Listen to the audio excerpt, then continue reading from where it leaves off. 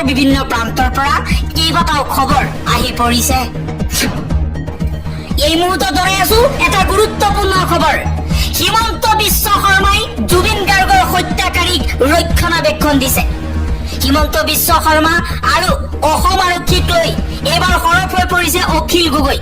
অখিল গগৈ কৈছে আটক কৰিব লাগিছিল শ্যামকানু মহন্তক, সিদ্ধাৰ্থ শৰ্মাক আটক কৰিছে ভিক্টৰ অজয় ফুকনক। পিঠি ফালিব লাগিছিল কাৰ, মূৰ ফালিছে কাৰ। জুবিন গাৰ্গৰ ন্যায় বিচাৰি প্ৰতিবাদ কৰা লোকৰ ওপৰত অসম আৰক্ষীয়ে চলাইছে লাঠি।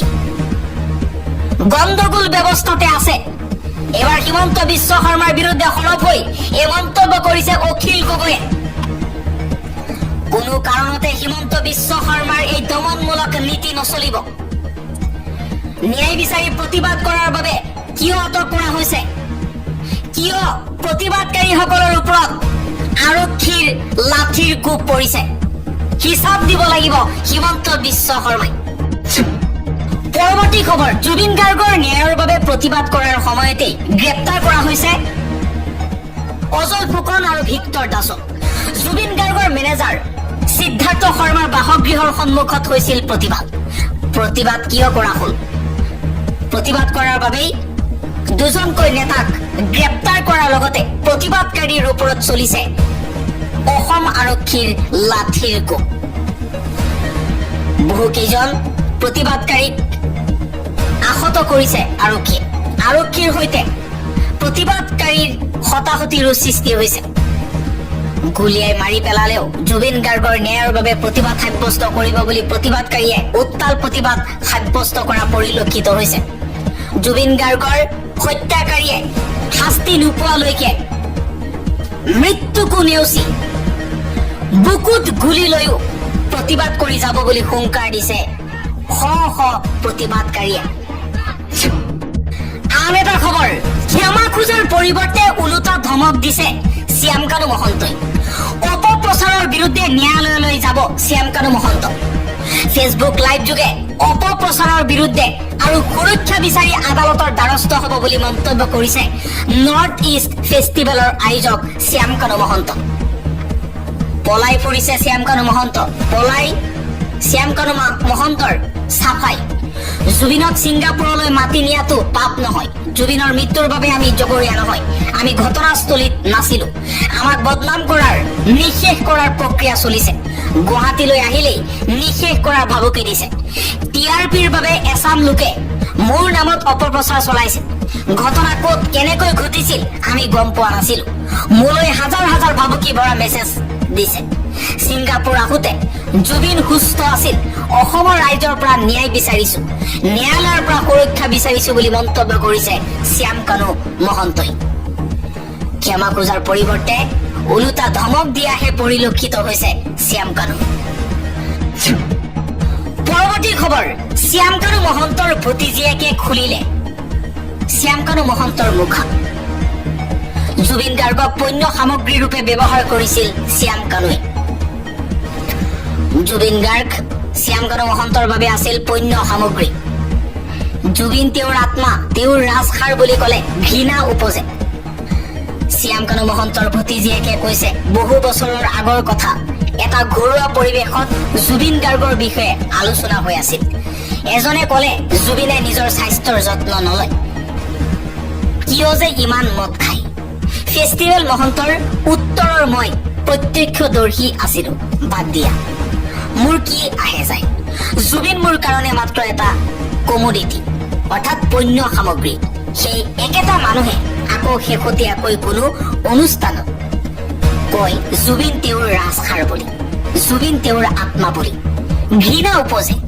জুবিনদাৰ জীৱনক লৈ খেলা কৰা প্ৰত্যেকটো প্ৰাণী জাহান নামে যাওক, কঠোৰতম তদন্ত আৰু শাস্তি হওক বুলি মন্তব্য কৰিছে শ্যামকানু মহন্তৰ ভতিজীয়েকে।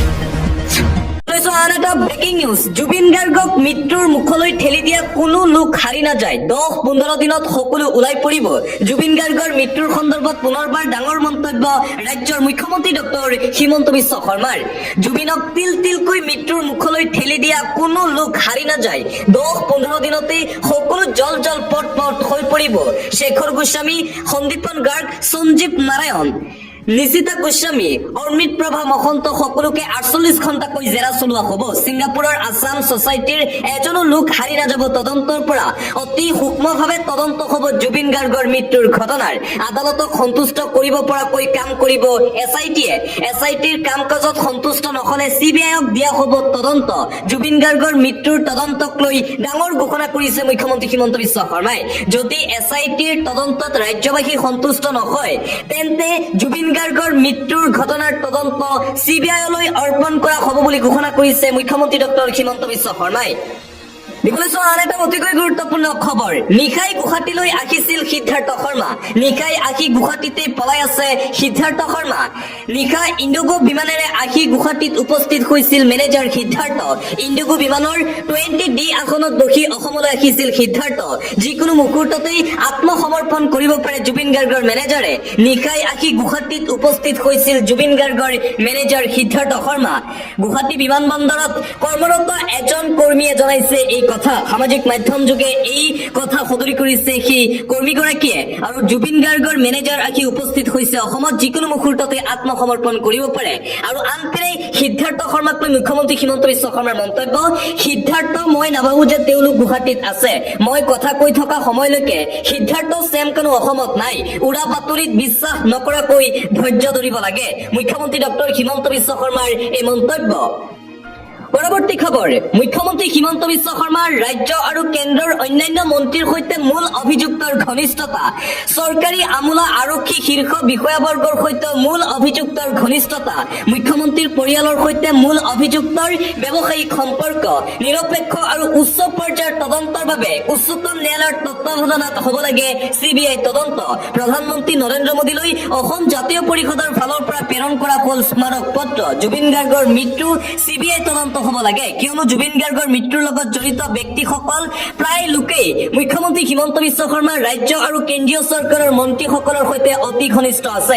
সেয়েহে জুবিন গাৰ্গৰ মৃত্যুৰ তদন্ত CBI-য়ে কৰিব লাগে বুলি প্ৰধানমন্ত্ৰী নৰেন্দ্ৰ মোদীলৈ অসম জাতীয় পৰিষদৰ ফালৰ পৰা স্মাৰক পত্ৰ প্ৰেৰণ কৰা হৈছে। দিবলৈছো আন এটা ব্ৰেকিং নিউজ। এতিয়ালৈ জুবিন গাৰ্গক লৈ মুখ্যমন্ত্ৰী হিমন্ত বিশ্ব শৰ্মাই যি কৰিলে সেয়া প্ৰশংসনীয়, কিন্তু আজি 7 দিনৰ পিছতো কিয় গ্ৰেপ্তাৰ কৰিব পৰা নাই আটাইকেইগৰাকী অভিযুক্ত? গ্ৰেপ্তাৰ নোপোৱালৈ অসমৰ ৰাইজে শান্তি নাপাব। হিয়াৰ আমঠু জুবিন গাৰ্গৰ ন্যায় বিচাৰি শিৱসাগৰত অসমীয়া যুৱ মঞ্চৰ উত্তাল প্ৰতিবাদী কাৰ্যসূচী দেখিবলৈ পোৱা গৈছে। শিৱসাগৰত আজিৰ দিনটোত ওলাই আহিল হাজাৰ হাজাৰ খিলঞ্জীয়া ৰাইজ। জুবিন গাৰ্গৰ অনুৰাগীও ওলাই আহিছে, একেলগে সাব্যস্ত কৰিছে জুবিন গাৰ্গৰ ন্যায়ৰ বাবে প্ৰতিবাদ। অন্য এটা খবৰ, বহুতেই মিলি এটা দগাবাজ আৰু 2 নম্বৰী ব্যৱস্থা বহুদিনৰ পৰাই চলাই আছিল ৰজাগড়ৰ আশীৰ্বাদ অভিযানে। এই ব্যৱস্থা টিকি থকাটো অসম্ভৱ। সামাজিক অধিকাৰ আন্দোলনৰ কৰ্মী সুব্ৰত তালুকদাৰৰ সামাজিক মাধ্যমত পোষ্ট। মূল কথাটো হ'ল বহুতেই মিলি এটা দগাবাজ আৰু 2 নম্বৰী ব্যৱস্থা বহুদিনৰ পৰাই চলাই ৰাখিছিল ৰজাগড়ৰ আশীৰ্বাদ অভিযানে। এই ব্যৱস্থা টিকি থকাটো অসম্ভৱ। জুবিন গাৰ্গৰ মৃত্যুৱে এই ব্যৱস্থাটো উদঙাই দিলে। এতিয়া এই ব্যৱস্থাটো শেষ কৰিব লাগে। অসমীয়া ৰাইজে মন বান্ধি এই ব্যৱস্থাৰ বিৰুদ্ধে যুঁজ দিয়াৰ পণ ল'ব পাৰিবনে? মই ভাবো এই কথাতেই জুবিন গাৰ্গৰ ন্যায় লুকাই আছে। জুবিন গাৰ্গৰ মৃত্যুৰ পিছতেই জুবিন গাৰ্গৰ মৃত্যুৰ সন্দৰ্ভত এইদৰে সামাজিক অধিকাৰ আন্দোলনৰ কৰ্মী সুব্ৰত তালুকদাৰৰ সামাজিক মাধ্যমত বিশেষ পোষ্ট। দিবলৈছো আন এটা অতিকৈ গুৰুত্বপূৰ্ণ খবৰ। নিশা জুবিন গাৰ্গৰ সমাধি ক্ষেত্ৰত উদ্ভণ্ডালি কৰা লোকক গ্ৰেপ্তাৰ কৰা হৈছে। যুৱতীসহ 6 জনক গ্ৰেপ্তাৰ কৰিছে আৰক্ষীয়ে এতিয়া অভিযান চলাই আছে সেই লোকৰ বিৰুদ্ধে। নিশা জুবিন গাৰ্গৰ সমাধি ক্ষেত্ৰত উদ্ভণ্ডালি যুৱতীসহ 6 জন লোকক আৰক্ষীয়ে গ্ৰেপ্তাৰ কৰিছে বুলি জানিব পৰা গৈছে।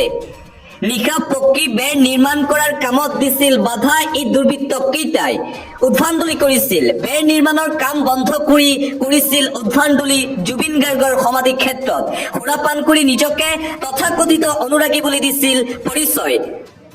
গ্ৰেপ্তাৰ অৰূপ ফুকন, নিগম শৰ্মা, প্ৰিয়ংকা ফাচং।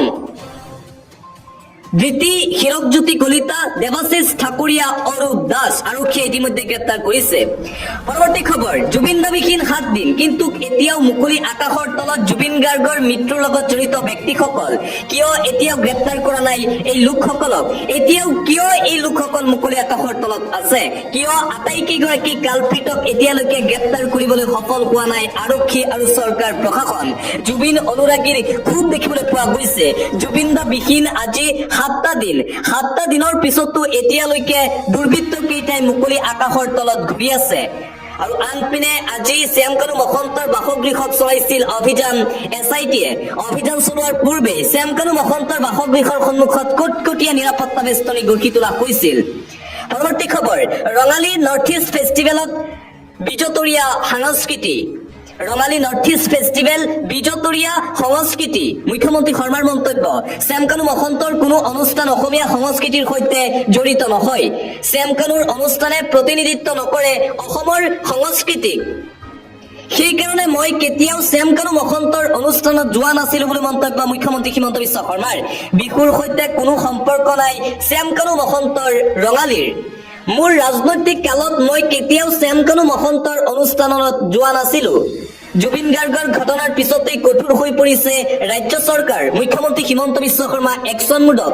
শ্যামকানু মহন্তৰ কোনো অনুষ্ঠানৰ সৈতে জড়িত নহয় ৰাজ্য চৰকাৰ, স্পষ্টীকৰণ দিয়া হৈছে। এতিয়াৰে পৰা শ্যামকানু মহন্তই পাতিব নোৱাৰিব কোনো ধৰণৰ অনুষ্ঠান অসমত। ভাৰত চৰকাৰকো ইতিমধ্যে বিজ্ঞাপন নিদিবলৈ অসম চৰকাৰৰ ফালৰ পৰা আহ্বান জনোৱা হৈছে। ৰঙালী নৰ্থ ইষ্ট ফেষ্টিভেল বিজতৰীয়া সংস্কৃতি। অসমীয়া সংস্কৃতিৰ সৈতে শ্যামকানু মহন্তৰ অনুষ্ঠান কোনো মিল নাই। শ্যামকানু মহন্তৰ অনুষ্ঠানক লৈ মুখ্যমন্ত্ৰী হিমন্ত বিশ্ব শৰ্মাৰ এই মন্তব্য। আনকি মুখ্যমন্ত্ৰী হিমন্ত বিশ্ব শৰ্মাই কৈছে, মই আজিলৈকে শ্যামকানুৰে পতা অনুষ্ঠানত যোৱা নাই আৰু এইবোৰত মই যাবও খোজা নাছিলো। এইদৰে শ্যামকানু মহন্তৰ সন্দৰ্ভত আজি সামাজিক মাধ্যমত মন্তব্য আগবঢ়াইছে ৰাজ্যৰ মুখ্যমন্ত্ৰী ডক্টৰ হিমন্ত বিশ্ব শৰ্মাই। মোৰ মোবাইলত অজস্ৰ মেছেজ আছে, মই কেতিয়াও উত্তৰ নিদিছিলো। তেওঁ ভালকৈয়ে জানে তেওঁক লৈ মোৰ দৃষ্টিভংগী কি। অসমত সংস্কৃতিক লৈ অপসংস্কৃতি কৰি থকাটো মই সমৰ্থন নকৰো। শ্যামকানু মহন্ত সন্দৰ্ভত মুখ্যমন্ত্ৰী হিমন্ত বিশ্ব শৰ্মাৰ এই প্ৰতিক্ৰিয়া। আন এটা অতিকৈ গুৰুত্বপূৰ্ণ খবৰ, শ্যামকানু মহন্তৰ বিৰুদ্ধে ভয়ংকৰ অভিযোগ। অনুষ্ঠান পাবলৈ শ্যামকানুক লাগে বিশেষ পৰিচৰ্চা। মহিলা কণ্ঠশিল্পীৰ ভয়ংকৰ অভিযোগ। এক্সট্ৰা ৰুমত যাব লাগে যদিহে অনুষ্ঠান বিচাৰি যায় অভিনেত্ৰীসকল শ্যামকানু মহন্তৰ ওচৰত। শ্যামকানু মহন্তৰ বিৰুদ্ধে চাঞ্চল্যকৰ অভিযোগ কণ্ঠশিল্পী গীতালীৰ। তেওঁৰ এটিটিউড মোৰ ভাল নালাগে বুলি মন্তব্য কণ্ঠশিল্পীগৰাকীৰ। মই সেই অফাৰ না কৰাৰ পিছত মোক তেওঁ বেয়া পায়। জুবিন দাক লৈ তেওঁ যি কৰিলে এতিয়ালৈকে তেওঁ কিয় স্পষ্টীকৰণ দিয়া নাই? সিদ্ধাৰ্থ শৰ্মাৰ একাউণ্ট জুবিন দাৰ নামত যিমান সম্পত্তি আছে সকলো জব্দ কৰিব লাগে। এইবোৰ জুবিন দাৰ সম্পত্তি হয়, এইবোৰ অসমীয়া ৰাইজৰ সম্পত্তি। দুদিনমান আগলৈকে ভঙা স্কুটি চলাই আছিল, এতিয়া বহুত সম্পত্তিৰ মালিক মেনেজাৰ। সম্পত্তিৰ পাহাৰ কেনেকৈ হল আমাক তাৰ সঠিক তদন্ত লাগে। ছিংগাপুৰ আছাম এছচিয়েশ্যনে কিয় এতিয়ালৈকে স্পষ্টীকৰণ দিয়া নাই জুবিন গাৰ্গৰ মৃত্যুৰ সন্দৰ্ভত? এতিয়ালৈকে কিয় তেওঁলোকে কোনো ধৰণৰ স্পষ্টীকৰণ দিব পৰা নাই? শ্যামকানু মহন্ত, সিদ্ধাৰ্থ শৰ্মা সকলো দোষী, তেওঁলোকে শাস্তি পাবই লাগিব। শ্যামকানু মহন্তই অনুষ্ঠান পাতিলে এক্সট্ৰাকে তেওঁৰ ওচৰত যাব লাগে বুলি বিস্ফোৰক অভিযোগ উত্থাপন কৰিছে কণ্ঠশিল্পী গীতালীয়ে। আন এটা গুৰুত্বপূৰ্ণ খবৰ, পীযুষ হাজৰিকাক সমালোচনা কৰিবলৈ গৈ কৈৱৰ্ত সমাজক অপমান কংগ্ৰেছৰ। পীযুষ হাজৰিকাক মাছ বেপাৰী আখ্যা প্ৰদেশ কংগ্ৰেছৰ। পীযুষ হাজৰিকাক সমালোচনা কৰিবলৈ গৈ কৈৱৰ্ত সমাজক অপমান কৰিছে কংগ্ৰেছ দলে। মাছ বেপাৰী বুলি মন্ত্ৰীগৰাকীক আখ্যা দিলে কংগ্ৰেছ দলে। মন্ত্ৰীগৰাকীৰ জাতিগত পৰিচয়ক লৈ আখ্যা দিয়া হৈছে মাছ বেপাৰী বুলি। মন্ত্ৰীগৰাকীৰ উত্তৰ, মই মাছ বেপাৰী বুলি কৈ গৌৰৱহে কৰো। মই মধ্যজীৱী বাবে অপমান কৰিছে কংগ্ৰেছ দলে। মন্ত্ৰী পীযুষ হাজৰিকাৰ এই প্ৰতিক্ৰিয়া। NSUIক উভতি ধৰিছে বিজেপি মন্ত্ৰী পীযুষ হাজৰিকাই। পৰৱৰ্তী খবৰ, আজি মোৰ নামো সাঙুৰ খালেহেঁতেন। শ্যামকানু মহন্তই ছিংগাপুৰৰ নৰ্থ ইষ্ট ইণ্ডিয়া ফেষ্টিভেলৰ বাবে ধন বিচাৰি পৰ্যটন বিভাগলৈ প্ৰস্তাৱ দিছিল। বিষয়টো মুখ্যমন্ত্ৰী হিমন্ত বিশ্ব শৰ্মাক অৱগত কৰাত তেওঁ ধন দিব নালাগে বুলি নাকচ কৰিছিল। যদি মুখ্যমন্ত্ৰী হিমন্ত বিশ্ব শৰ্মাই বিষয়টো মোলৈ ঠেলি দি বাজেট অনুসৰি ধন দিবলৈ ক'লেহেঁতেন তেন্তে ময়ো আজি গঞ্জনা পালোহেঁতেন। সেয়েহে মুখ্যমন্ত্ৰী হিমন্ত বিশ্ব শৰ্মাক মই ধন্যবাদ জনাইছো। মোক কেইবাবাৰো ফোন কৰি ছিংগাপুৰলৈ নিমন্ত্ৰণ জনাইছিল শ্যাম কানু মহন্তই। ধন বিচৰা আবেদন নাকচ কৰাত মোলৈ হোৱাটছএপত কেইবাটাও মেছেজ দিছিল শ্যাম কানু মহন্তই। জুবিন গাৰ্গৰ মৃত্যুক লৈ এইদৰে মন্তব্য কৰিছে আন এটা খবৰ, শ্যাম কানু মহন্তৰ গীতানগৰ স্থিত বাসগৃহ চিল কৰা হৈছে। দীৰ্ঘদিন ধৰি চলোৱা অভিযানৰ অন্তত বাসগৃহটো চিল কৰিছে SITয়ে। লগতে জুবিন গাৰ্গৰ মেনেজাৰ সিদ্ধাৰ্থ শৰ্মাৰ ফ্লেট চিল কৰিছে। অভিযানৰ সময়ত SITয়ে চিল কৰিছে সিদ্ধাৰ্থৰ ধীৰেনপাৰা স্থিত ফ্লেট। পৰৱৰ্তী খবৰ, অসমত চলিছে স্পষ্টীকৰণ প্ৰক্ৰিয়া। জুবিন গাৰ্গৰ মৃত্যুৰ ন্যায়ৰ নামত চলিছে নেকি নাটক? CIDৰ কঠোৰ অভিযান চলি থকাৰ মাজতেই শ্যাম কানু মহন্তৰ স্পষ্টীকৰণ। শ্যাম কানু মহন্তই কৈছে, মোৰ কোনো দুখ নাই। যদি শ্যাম কানু মহন্তৰ দুখ নাই, কিয় তেওঁ পলাই ফুৰিছে? কিয় SIT, কিয় CIDৰ দলক সহযোগ কৰা নাই? তাক লৈ ডাঙৰ ৰহস্য সোমাই পৰিছে। পৰৱৰ্তী খবৰ, ধৰ্ষণকাৰীক ফুলৰ মালাৰে আদৰণি জনোৱা হৈছিল গুজৰাটত। আমি হত্যাকাৰীক কটকটীয়া নিৰাপত্তা দিছো। কোন ডাঙৰ হ'ল, গুজৰাট নে অসম? বৰ্তমান ইয়াই চলিছে অসমত। এফালে যদি গুজৰাটত ধৰ্ষণকাৰীক ফুলৰ মালা পিন্ধাইছে, আনফালে আকৌ জুবিন গাৰ্গৰ হত্যাকাৰীক কটকটীয়াকৈ নিৰাপত্তা দিছে। আমি এনে এখন ৰাজ্যত বাস কৰিছো য'ত ন্যায়ৰ বাবে প্ৰতিবাদ কৰিব লাগে, ন্যায়ৰ বাবে মৰিব লাগে। ন্যায় পাবলৈ মৰিলেহে চৰকাৰৰ কামহাৰ লৰে। জুবিন গাৰ্গক পৰিকল্পিতভাৱে হত্যা কৰা হৈছে। অভিযোগ উত্থাপন হোৱাৰ পাছতো শ্যাম কানু মহন্ত, সিদ্ধাৰ্থ শৰ্মাকে ধৰি বহু কেইজন লোক এতিয়াও আত্মগোপন কৰি আছে। সেইসকল লোকৰ বিৰুদ্ধে কোনো ব্যৱস্থা গ্ৰহণ নকৰি যিসকল লোকে জুবিন গাৰ্গৰ ন্যায় বিচাৰি ৰাজপথত প্ৰতিবাদ কৰি আছে, সিদ্ধাৰ্থ শৰ্মাৰ ঘৰৰ সন্মুখত প্ৰতিবাদ কৰি আছে, তেওঁলোকৰ ওপৰত চলিছে অসম আৰক্ষীৰ লাঠিৰ কোব। গণতান্ত্ৰিক ৰাষ্ট্ৰক সমালোচনা কৰা, প্ৰতিবাদ কৰাৰ, গণতান্ত্ৰিকভাৱে প্ৰতিবাদ কৰাৰ অধিকাৰ প্ৰত্যেকজন নাগৰিকৰ আছে। কিন্তু বৰ্তমান সময়ত অসমত যি এক নাটক ৰচনা কৰা হৈছে, তদন্তৰ নামত যি উদ্ভণ্ডালি আৰম্ভ হৈছে, সেয়া সঁচাই এক ডাঙৰ প্ৰশ্নৰ সৃষ্টি হৈছে। আন এটা খবৰ, জুবিন গাৰ্গৰ অনুৰাগীৰ ৰক্তেৰে ফাকু খেলিছে অসম আৰক্ষীয়ে। সিদ্ধাৰ্থ শৰ্মাক গ্ৰেপ্তাৰৰ দাবীত ওলাই অহা লোকক নিৰ্লজ্জ আক্ৰমণ অসম আৰক্ষীৰ। জুবিন গাৰ্গৰ মেনেজাৰ সিদ্ধাৰ্থ শৰ্মাৰ গ্ৰেপ্তাৰ কৰাৰ দাবীত সিদ্ধাৰ্থ শৰ্মাৰ ধীৰেনপাৰাৰ বাসগৃহৰ সন্মুখত সমবেত হোৱা জুবিন অনুৰাগীৰ ওপৰত চলিছে লাঠি চাৰ্জ। কেইবাজনো অনুৰাগী গুৰুতৰভাৱে আহত হৈ পৰিছে। সামাজিক মাধ্যমত ইতিমধ্যে ভাইৰেল হৈ পৰিছে আক্ৰমণৰ ফটো আৰু ভিডিঅ'। মহিলাৰ ওপৰতো আক্ৰমণ কৰিছে আৰক্ষীয়ে। কেইবাজনো ব্যক্তিৰ মূৰ ফালিছে অসম আৰক্ষীয়ে। উল্লেখ্য যে সিদ্ধাৰ্থ শৰ্মাৰ বিৰুদ্ধে উত্থাপন হৈছে ইটোৰ পিছত সিটোকৈ অভিযোগ। আৰ্থিক জালিয়াতিৰ লগতে জুবিন গাৰ্গৰ মৃত্যুৰ লগত পৰোক্ষভাৱে সিদ্ধাৰ্থ শৰ্মা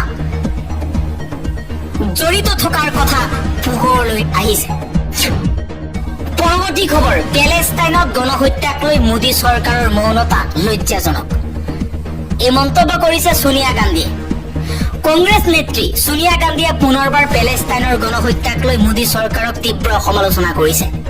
ছোনিয়া গান্ধীয়ে বিশ্বাস কৰে যে ভাৰতে পেলেষ্টাইন বিষয়ত শক্তিশালী প্ৰতিক্ৰিয়া আৰু নেতৃত্ব প্ৰদৰ্শন কৰাটো প্ৰয়োজন। গাজাত মানুহৰ মৃত্যু মিছিলৰ পাছতো মোদী চৰকাৰৰ গভীৰ মৌনতাই ভাৰতৰ মানৱতা আৰু নৈতিকতাক লৈ প্ৰশ্ন উত্থাপন কৰিছে। শেহতীয়াকৈ কাকতৰ এটা প্ৰতিবেদনত কংগ্ৰেছ নেত্ৰীগৰাকীয়ে কেন্দ্ৰীয় চৰকাৰক তীব্ৰ সমালোচনা কৰি কৈছে যে পেলেষ্টাইন বিষয়ত ভাৰতৰ পদক্ষেপ নৰেন্দ্ৰ মোদী আৰু নেতান্যাহুৰ বন্ধুত্বৰ ধাৰা বহু পৰিমাণে প্ৰভাৱিত হৈছে। গাজাত মৃত্যু মিছিলক লৈ আমেৰিকাৰ মনোভাৱকো ছোনিয়াই বেদনাদায়ক আৰু মানৱতাৰ বাবে এক বৃহৎ আঘাত বুলি অভিহিত কৰিছে। বিশ্ব মঞ্চত নৰেন্দ্ৰ মোদীৰ ব্যক্তিগত সম্পৰ্কই কেতিয়াও ভাৰতৰ মনোভাৱ প্ৰকাশ কৰিব নোৱাৰে বুলিও কয়। বিশেষকৈ 1988 চনত য'ত পেলেষ্টাইনক প্ৰথম স্বীকৃতি দিয়া হৈছিল, তাত মোদী চৰকাৰৰ কাৰ্যকালত ভাৰতে দুখন ৰাষ্ট্ৰৰ নীতি বৈঠকৰ পৰা বিৰত থকাটো অতি দুৰ্ভাগ্যজনক বুলি বিবেচনা কৰিছে কংগ্ৰেছৰ নেত্ৰীগৰাকীয়ে। উল্লেখ্য যে গাজা যুদ্ধবিৰোধী সন্দৰ্ভত বিগত 3 বছৰত ভাৰতে 4বাৰ ভোটদানৰ পৰা বিৰত আছিল। এই কাৰণেই পেলেষ্টাইনৰ প্ৰতি ভাৰতৰ স্থিতি সন্দৰ্ভত বিভিন্ন মহলত প্ৰশ্ন উত্থাপন হবলৈ ধৰিছে। ৰাজনীতিবিদসকলে কৈছে আমেৰিকা আৰু ইজৰাইলৰ সৈতে মোদীৰ বন্ধুত্বই এই প্ৰশ্নৰ মূল কাৰণ আছিল।